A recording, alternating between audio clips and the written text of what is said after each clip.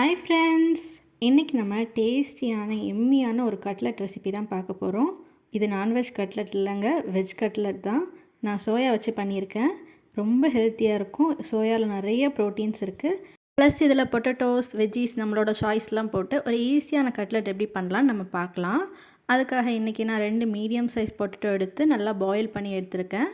அது நம்ம ஸ்மாஷ் பண்ணுறதுக்கு முன்னே நல்லா வெந்துச்சான்னு இந்த மாதிரி ஒரு நைஃபை குத்தி பார்த்துக்கோங்க, அதுலேயே உங்களுக்கு தெரியும். இப்போ சோயா சங்க்ஸ் வந்து நல்லா ஹாட் வாட்டரில் போட்டு நல்லா ஊதி இருக்குது. இப்போ அதை ஃபுல்லாக ட்ரைன் பண்ணி வாட்டர் இல்லாமல் எடுத்துக்கலாம். அதை இப்போ ஒரு மிக்ஸி ஜாரில் மாற்றிட்டு நம்ம குறப்பாக வேணால் அரைச்சிக்கலாம், இல்லை அதோட ஜாஸ்தியாக அரைச்சிக்கலாம், நம்மளோட இஷ்டம் தான் அது. இப்போ வேக வச்ச பொட்டேட்டோஸை நல்லா பீல் பண்ணி இப்போ ஸ்மாஷ் பண்ணி எடுத்துக்கலாம். நல்லா ஸ்மாஷ் பண்ணிக்கலாம் கட்லட் செய்கிறதுக்கு ஏற்ற மாதிரி.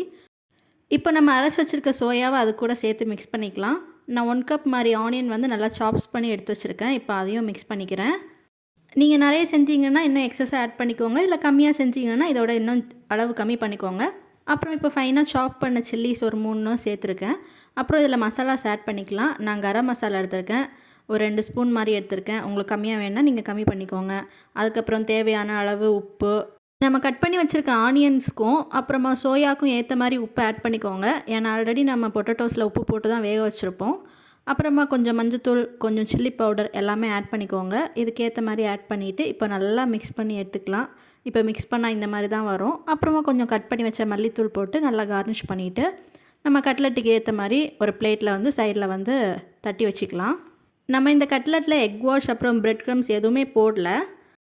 இப்போ நம்ம பேன் நல்லா காய வச்சுட்டு பேன் காஞ்சதும் அதில் ஆயில் ஊற்றிட்டு ஆயில் நல்லா காஞ்சதுக்கப்புறமா நம்ம தட்டி வச்சுருக்க கட்லெட்டை அந்த பேனில் போட்டு நல்லா ஃப்ரை பண்ணி எடுக்க போகிறோம்.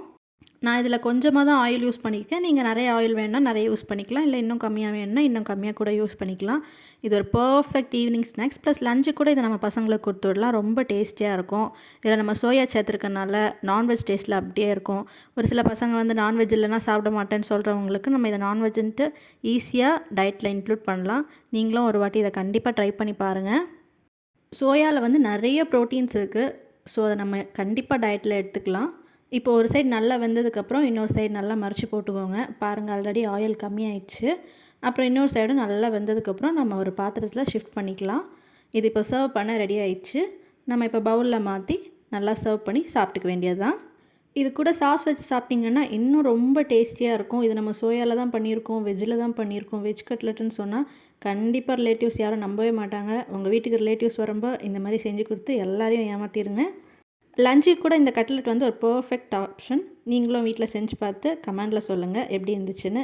நம்மளோட சொந்தத்தோட சேனலை சப்ஸ்கிரைப் பண்ணுங்கள். பிடிச்சிருந்தா லைக் பண்ணுங்கள், ஷேர் பண்ணுங்கள். தேங்க்யூ, பாய்.